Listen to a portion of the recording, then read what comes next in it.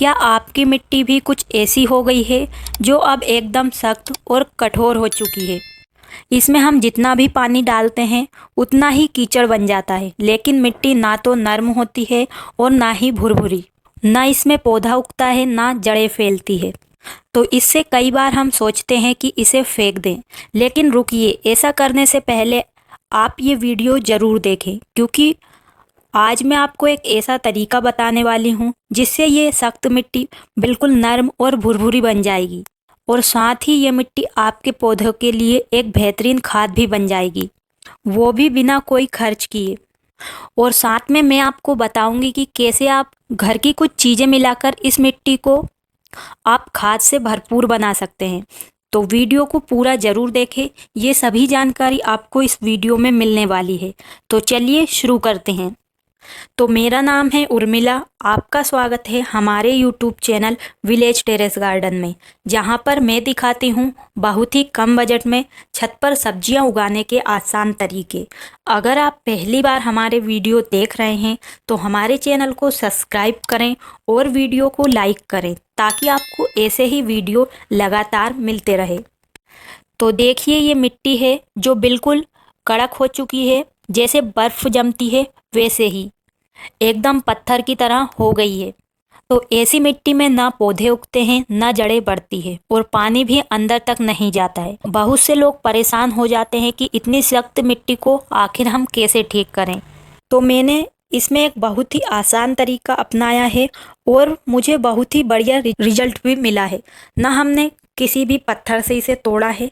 तो बस इस मिट्टी को हमें नर्म और भुरभुरा बनाने के लिए चाहिए होगी छाछ। तो देखिए, सबसे पहले मैंने लिया है 1 लीटर छाछ। तो आप पुराना छाछ लेंगे तो बहुत अच्छा होगा। अगर आपके पास ताज़ा छाछ है तो उसे 1-2 दिन रख लीजिए, फिर इस्तेमाल कर सकते हैं, जो अक्सर घर में बच ही जाता है। और अब हमें चाहिए बड़ा सा टब या कोई भी बाल्टी ले सकते हैं। इस छाछ को डाल देना है। तो मैंने 1 लीटर छाछ लिया है और इसमें मैंने मिला दिया है ढेर सारा पानी। इतना पानी हमें मिलाना है कि पूरी मिट्टी में अच्छे से फैल सके।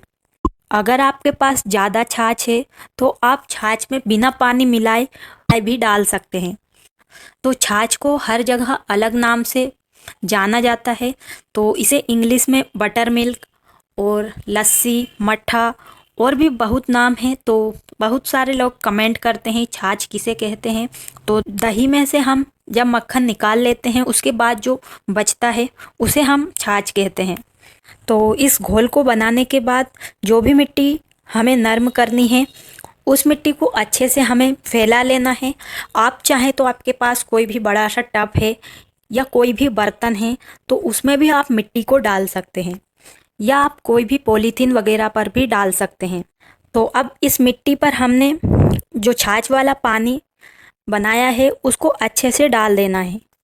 तो थोड़ा थोड़ा करके हमें इस पर छिड़कना है। अगर आपका बर्तन बाल्टी वगैरह है तो बहुत अच्छा है, क्योंकि उसमें से छाछ नहीं बहेगा और मिट्टी उस पानी को अच्छे से सोख पाएगी। अगर आपके पास इस तरीके से पत्थर वाली मिट्टी नहीं है, यानी कि मोटी सख्त मिट्टी नहीं है, तो आप नॉर्मल मिट्टी में भी ये काम कर सकते हैं, जिससे आपकी मिट्टी और भी ज़्यादा पावरफुल बन जाएगी। फिर आप इसमें पौधे लगाएंगे तो बहुत ही बढ़िया उनका रिजल्ट मिलेगा। पौधे बहुत अच्छे से बढ़ेंगे, कीड़ों से बचे रहेंगे। तो इसके लिए आपको 1 महीने तक मिट्टी में कोई भी पौधा नहीं लगाना होगा। अभी गर्मी का समय है तो बहुत सारी मिट्टी आपकी वैसे ही रखी होगी अगर आपने पौधे नहीं लगाए होंगे। तो आप बारिश की सब्जियां लगाने के लिए इस तरीके से मिट्टी को तैयार कर सकते हैं।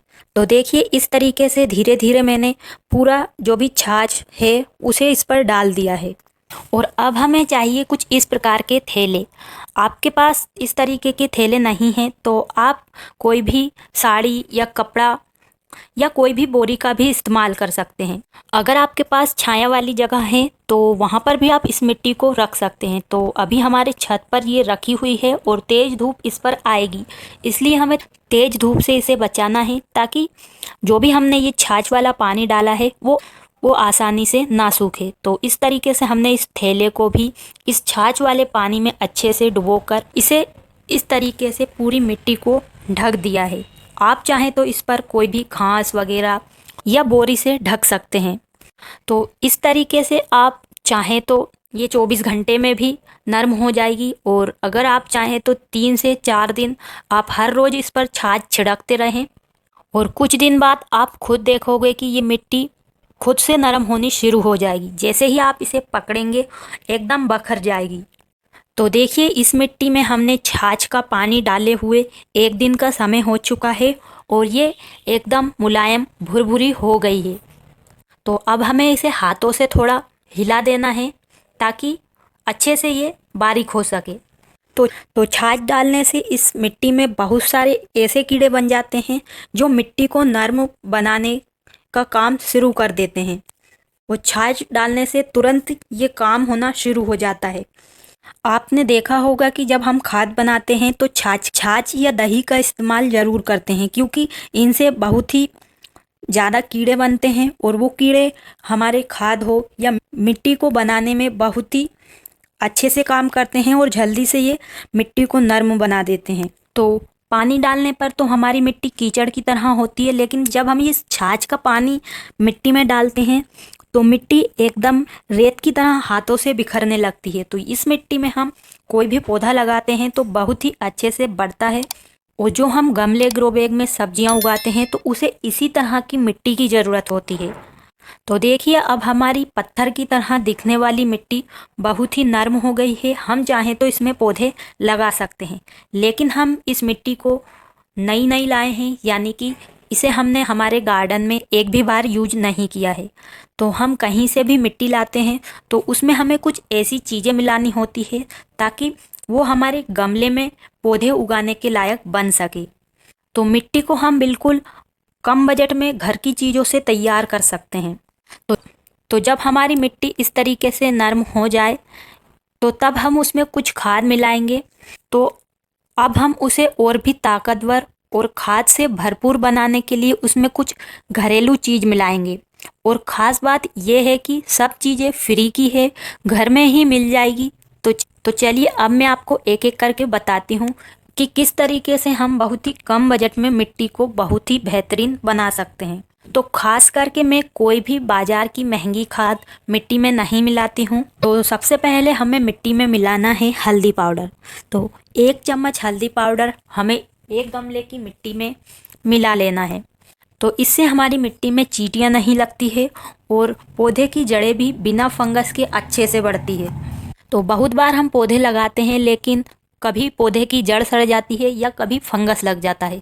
तो इससे ये हल्दी हमारे पौधों को इन सभी बीमारी से बचा कर रखेगी।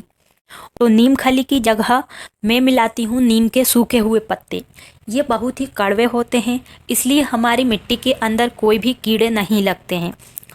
तो इसे मिलाने से मिट्टी बहुत ही बढ़िया हो जाती है। अगर आप नीम खली खरीदना नहीं चाहते तो आप सिर्फ नीम के सूखे हुए पत्ते मिला सकते हैं। तो हरे वाले पत्तों को आपको तोड़कर अच्छे से छांव वाली जगह पर सुखाकर इस तरीके से मिट्टी में डाल सकते हैं। और अब हम डालेंगे इसमें राख। तो 1-2 मुट्ठी आप राख डाल लीजिए। राख में होता है कैल्शियम और पोटास, जो कि पौधे को बढ़ने के लिए बहुत ही मदद करते हैं और फल फूल लगने में बहुत ज़्यादा काम में आते हैं। तो लकड़ी की राख आपको घर पर फ्री में आसानी से मिल जाएगी। अगर नहीं है तो आप अंडे को जलाकर उसकी राख बना सकते हैं। और अब हम इसमें डालेंगे चूना। ये चूना वही है जिसकी चौक बनती है, पुताई में काम आता है और खाने वाले पाउच में भी ये हमें मिल जाता है। तो 1 गमले की मिट्टी में आधी चम्मच के करीब आपको चूना मिलाना है। और साथ में हम नाइट्रोजन के लिए इसमें मिलाते हैं बची हुई चाय की पत्ती। जो चाय की पत्ती हम चाय में इस्तेमाल कर लेते हैं तो उसे बाद में फेंक देते हैं, लेकिन हम उसे अच्छे से धोकर धूप में सुखाकर इस तरीके से मिट्टी में मिलाते हैं। तो 1 चम्मच या आधी चम्मच आप 1 गमले की मिट्टी में मिला सकते हैं और बहुत ही अच्छा रिजल्ट आपको 1-2 दिन में ही चाय पत्ती का दिख जाता है। अगर आपके पौधे पर मान लो फूल नहीं आ रहे हैं तो बस आप चाय पत्ती को आधी चम्मच से भी कम गमले ग्रो बैग में जड़ों से थोड़ा दूर डाल देंगे तो आपको इसका रिजल्ट सिर्फ 4-5 दिन में ही देखने के लिए मिल जाएगा। अगर अभी तक आपने इसका इस्तेमाल नहीं किया है तो अच्छे से चाय पत्ती को धोकर फिर उसका इस्तेमाल करके देखिए सुखाने के बाद।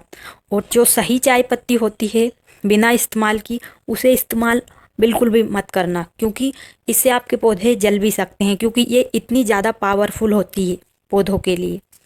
अगर आप पहली बार मिट्टी लाए हैं तो इसमें आपको 50% गोबर की खाद मिलाना है, या आप घर की मिट्टी भी मिला सकते हैं जिसमें आपने पहले पौधे लगा चुके हैं, या किचन वेस्ट की खाद भी मिला सकते हैं। अगर आपकी पुरानी मिट्टी है तब भी आप इसमें ये चीज़ मिला लेंगे तो आपकी मिट्टी बहुत ही ज़्यादा खाद से भरपूर हो जाएगी। फिर उसमें आप जो भी पौधा लगाएंगे बहुत ही अच्छे से बढ़ेगा, बिना कोई महंगी खाद डाले भी। तो इन सब चीज़ों को आपको मिट्टी में अच्छे से मिला देना है। तो अब चाहें तो आप इस मिट्टी को अपने गमलों या ग्रो बैग में भर सकते हैं, और फिर इसमें आप कोई भी पौधा उगा सकते हैं, चाहे फल वाला, सब्जी वाला या फूल वाला। और इसकी सबसे बड़ी बात यह है कि अब आपको महीनों तक खाद डालने की ज़रूरत ही नहीं पड़ेगी, क्योंकि ये मिट्टी खुद एकदम खाद से भरपूर है। आप चाहें तो नॉर्मल मिट्टी में भी छाछ का इस्तेमाल कर सकते हैं, और हम हर महीने में एक बार 1 लीटर छाछ में 5 लीटर पानी मिलाकर जो भी पौधे लगे हुए हैं उस मिट्टी में भी डालते हैं। इससे पौधे अच्छे बढ़ते हैं, फल फूल ज़्यादा आते हैं। तो छाछ बहुत ही अच्छा खाद है अगर हम उसे सही तरीके से और कम मात्रा में इस्तेमाल करें तो इस तरीके से आप बिना कोई खर्च किए, बिना कोई बाहर की चीज़ लाए, सिर्फ छाछ और घर की कुछ चीज़ों से ही हम बहुत ही सख्त मिट्टी को फिर से एकदम उसे पौधे लगाने के लिए तैयार कर सकते हैं। तो अगर आप ये सभी चीज़ें मिला देंगे तो बेकार से बेकार मिट्टी भी बहुत अच्छी हो जाएगी। तो उम्मीद है आपको आज की वीडियो पसंद आई होगी, और अभी तक आपने वीडियो को लाइक नहीं किया है तो प्लीज़ वीडियो को लाइक करें, और वीडियो को अपने दोस्तों और परिवार के साथ भी ज़रूर शेयर करें ताकि वो भी इस तरीके को आजमा सकें। और आपके कोई भी सवाल या सुझाव है तो कमेंट बॉक्स में ज़रूर लिखें, और आप अपने गार्डन की मिट्टी को किस तरीके से सुधारते हैं ये भी ज़रूर बताएं। अगर आप भी छत पर बहुत ही कम बजट में सब्जियां उगाना चाहते हैं तो चैनल को भी ज़रूर सब्सक्राइब करें, ताकि आपको हमेशा इसी तरह की वीडियो देखने के लिए मिलती रहे। और चैनल को भी ज़रूर सब्सक्राइब करें ताकि आपको ऐसे ही छत पर बहुत ही कम बजट में सब्जियां उगाने से जुड़ी वीडियो मिलती रहे। तो आज के लिए बस इतना ही। मिलते हैं किसी अगली वीडियो में नई जानकारी के साथ। तब तक के लिए खुश रहिए और बहुत ही कम बजट में ऑर्गेनिक सब्जियां अपने छत पर उगाते रहिए। धन्यवाद।